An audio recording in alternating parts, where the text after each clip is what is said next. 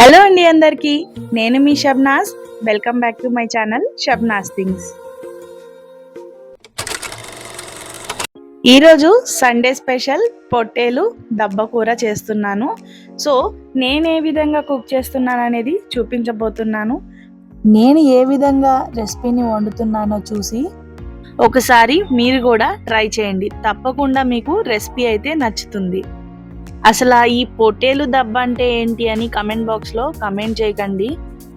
మేకపోతువి lungs ఉంటాయి కదా, ఊపిరితిత్తులు, వాటిని కూడా కుక్ చేసుకుంటారు. దీన్ని మేము షాప్లోనే కట్ చేయించి తీసుకొచ్చాము. సో తీసుకొచ్చిన తర్వాత 1కి 3 సార్లు పసుపు ఉప్పు వేసి నీట్గా క్లీన్ చేసి ఈ విధంగా బౌల్లో వేసుకున్నాను. తర్వాత స్టవ్ ఆన్ చేసి ఒక బౌల్ పెట్టుకొని అందులో వాటర్ వేసుకొని 1/2 స్పూన్ పసుపు వేసి అలానే 1 స్పూన్తో సాల్ట్ వేసుకొని నీళ్ళని బాగా మరిగించుకోవాలి. నీళ్లు బాగా మరిగిన తర్వాత క్లీన్ చేసి పెట్టుకున్న దబ్బ ముక్కలు ఉన్నాయి కదా, వాటిని ఈ వాటర్లో వేసి ఒక 3 to 4 మినిట్స్ వరకు స్టవ్ని మీడియం ఫ్లేమ్లోనే ఉంచి బాగా కుక్ చేసుకోవాలి. దానివల్ల ఆ లంగ్స్లో ఉన్న డస్ట్ మొత్తం బయటకు వచ్చేస్తుంది. అలానే నీచు వాసన కూడా ఎక్కువ ఉండదన్నమాట.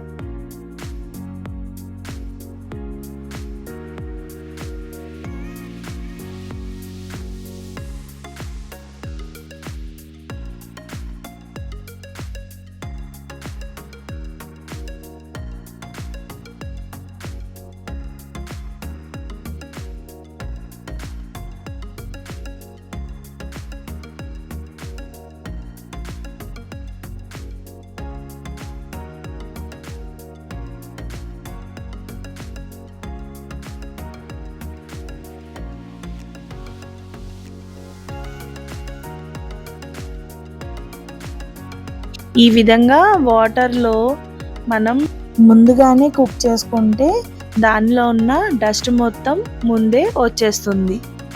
ఇప్పుడు క్లీన్ చేసిన ఈ దబ్బ ముక్కల్ని మ్యారినేట్ చేసుకొని పక్కన పెట్టుకోవాలి. ఇందులో అల్లం వెల్లుల్లి పేస్ట్, ఉప్పు, కారం, పసుపు, పెరుగు, అలానే అరచక్క నిమ్మరసం ఇవన్నీ కలిపి చక్కగా మ్యారినేట్ చేసి ఒక 5 నిమిషాల వరకు పక్కన పెట్టుకోవాలి.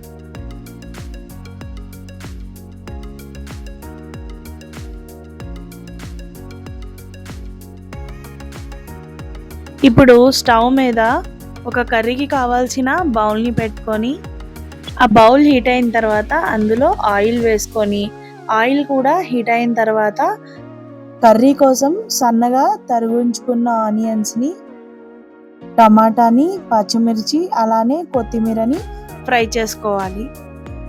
ఆ 4 చక్కగా కుక్ అయిపోయిన తర్వాత అందులో మనం మ్యారినేట్ చేసి పెట్టుకున్నాం కదా, ఆ దబ్బ ముక్కల్ని ఇందులో కలిపేసుకోవాలి. ఇప్పుడు ఒక చిన్న గ్లాస్ తోటి వాటర్ యాడ్ చేసుకొని స్టవ్ని మీడియం ఫ్లేమ్లోనే పెట్టి ఒక 4 మినిట్స్ వరకు కుక్ చేసుకోవాలి.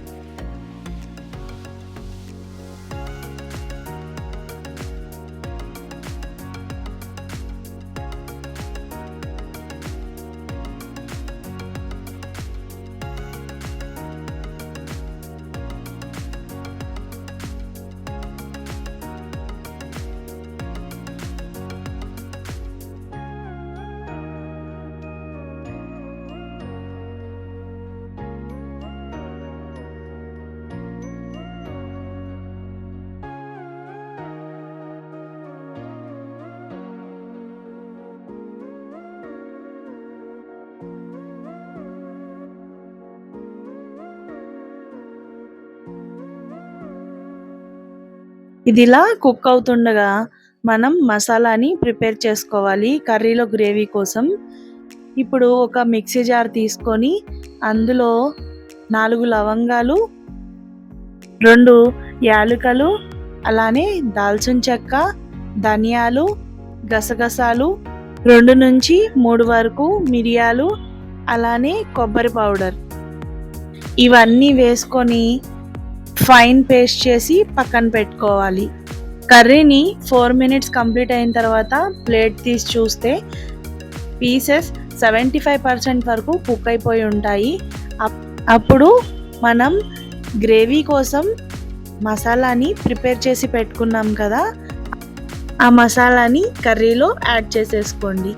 ఇంకొక చిన్న గ్లాస్ తోటి వాటర్ యాడ్ చేసుకొని కొంచెం కొత్తిమీర జల్లుకొని స్టవ్ని మీడియం ఫ్లేమ్లోనే ఉంచి చక్కగా కర్రీని ఇంకొక 3 మినిట్స్ వరకు కుక్ అయ్యేలాగా ప్లేట్ పెట్టి వదిలేసేయండి.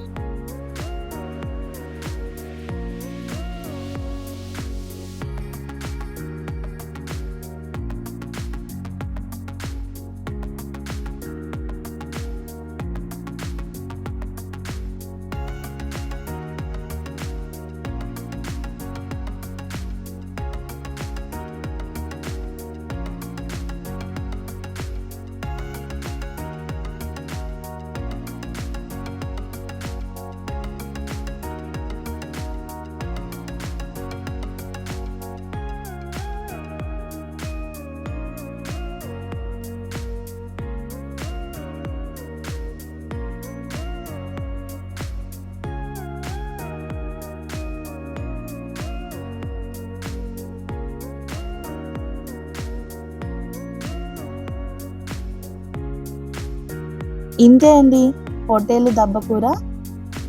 ఈ విధంగా కుక్ చేసుకుంటే చాలా టేస్టీగా అయితే ఉంటుంది. ఈ రెసిపీ కనుక నచ్చినట్లయితే వీడియోని లైక్ చేయడం అయితే మర్చిపోకండి. ఇంకా మరిన్ని మంచి మంచి రెసిపీస్తో అలానే మంచి మంచి వ్లాగ్స్ తోటి మీ ముందుంటాను.